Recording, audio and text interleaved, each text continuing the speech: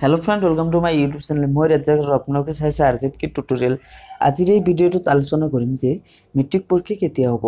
তে ফ্ৰেন্ড তাৰ আগতে আৰু এটা কথা কৈলো যে আপোনালোকে বহুতেই কমেন্ট কৰি আছে যে মেট্ৰিক পৰীক্ষাৰ ৰুটিন দিবচোন, ৰুটিন আহিলে নাই সেইটোৰ বিষয়ে আজি আমি কম যে মেট্ৰিক পৰীক্ষাৰ ৰুটিন এতিয়ালৈকে অহা নাই, কিন্তু ডেটটো ঠিক কৰি দিছে যে কোন দিনা মেট্ৰিক পৰীক্ষা ষ্টাৰ্ট হ'ব সেইটো কৈছে, কিন্তু ৰুটিনটো অহা নাই। ৰুটিনটো নাহাৰ এটাই কাৰণ সেইটো হৈছে যে 2019 চনৰ যিটো কেলেণ্ডাৰ আছে আৰু সেই কেলেণ্ডাৰত যিটো চৰকাৰী বন্ধ থাকিব, এতিয়া যদি ৰুটিনটো দি দিলে তো কোনোবা একদিনত যদি চৰকাৰী বন্ধ পৰে তেতিয়া কেনেকুৱা হ'ব।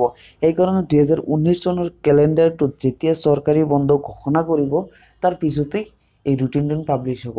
আজি আজি আমাৰ ডিচেম্বৰ মাহৰ 16 তাৰিখ, তো অলৰেডি কেলেণ্ডাৰ 20 তাৰিখৰ আগত হৈ যাব, কেলেণ্ডাৰটো আহি যাব যে 2019 চনৰ কেলেণ্ডাৰ যেতিয়াই ক্লিয়াৰ হ'ব আৰু চৰকাৰী বন্ধৰ দিনকেইটা ঘোষণা কৰিব তেতিয়াই আপোনালোকে ৰুটিনখন পাই যাব। কাৰণ চৰকাৰী বন্ধ হোৱাৰ লগে লগেই তেতিয়া সেই ডেটবিলাক চাই এই ৰুটিনখন বনাই দিব সেৱা বৰ্ডৰ পৰা, তেতিয়াই আপোনালোকে ৰুটিনখন পাই যাব। তো এতিয়া অনলি এটা নটিফিকেশ্যন দিছে কি যে আপোনাৰ ফেব্ৰুৱাৰী মাহৰ ছেকেণ্ড উইকৰ দ্বিতীয় সপ্তাহৰ পৰা ষ্টাৰ্ট হ'ব। যেনেকুৱা ধৰক হায়াৰ ছেকেণ্ডেৰী এক্সাম দ্বিতীয় সপ্তাহৰ কথা কৈছিল, সেইটো 12 তাৰিখৰ পৰা ষ্টাৰ্ট হৈছে। এইটো কিবা হ'ব 10-8 ইমান হ'ব আৰু কি 8 তাৰিখ বা 10 তাৰিখ বা 11 তাৰিখ কোনদিনা হয় আৰ কি, ছেকেণ্ড সপ্তাহ মানে এই দিনৰ পৰা ষ্টাৰ্ট হ'ব। তো এইটো লৈ আপোনালোকে একো টেনশ্যন কৰিব নালাগে নহয়। আৰু যিটো ৰুলছ নতুনকৈ নিয়ম দিছে সেই নিয়মটো কি কৈছে যে আপোনাৰ যোৱাবাৰ যিটো গণিত আৰু উচ্চ গণিত এই দুটা ছাবজেক্টৰ বহীত ৰোলিং কৰা আছিল, মানে আষ্টনা আছিল, কিন্তু সেই আষ্টনা বহীত আমি যেতিয়া অংকবিলাক কৰোঁ বহুত প্ৰব্লেম হয়। সেইকাৰণে এইবাৰ সেইটো নিয়ম উঠাই দিছে। এইটো অলপ ছাত্ৰ ছাত্ৰীৰ কাৰণে সুবিধা কৰি পেলাই কোনো ৰোলিঙৰ ব্যৱস্থা নাথাকিব, কাৰণ আস্তানা নাথাকে, প্লেন চিট থাকিব গণিত আৰু উচ্চ গণিতৰ বিষয়ে, আৰু বাকী ছাবজেক্টবিলাকত ৰোলিং থাকিব। আৰু সেই গণিতৰ যে আপুনি যিটো কাটাকাটি কৰিব বা এইটো অংক তাত এডজাষ্ট কৰিব, সেইটোৰ বাবে আপোনালোকৰ যে 13 নম্বৰ আৰু 15 নম্বৰ পেজত সেইখিনি কৰিব।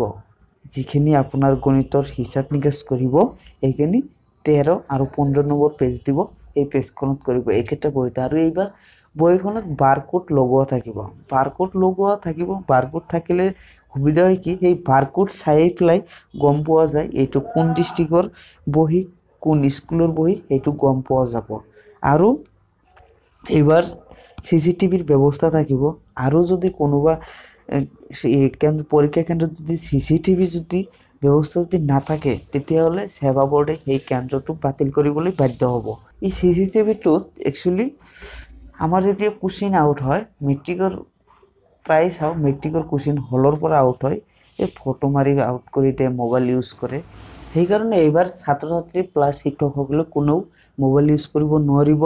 প্লাছ এইবাৰ শিক্ষকসকলে যিটো বহুত ছিগনেচাৰ কৰে সেইটো ফুল নেম লিখিব লাগিব, শ্বৰ্ট ছিগনেচাৰ নহ'ব, তাৰ ফুল নেমটো লিখিব লাগিব এইবাৰ।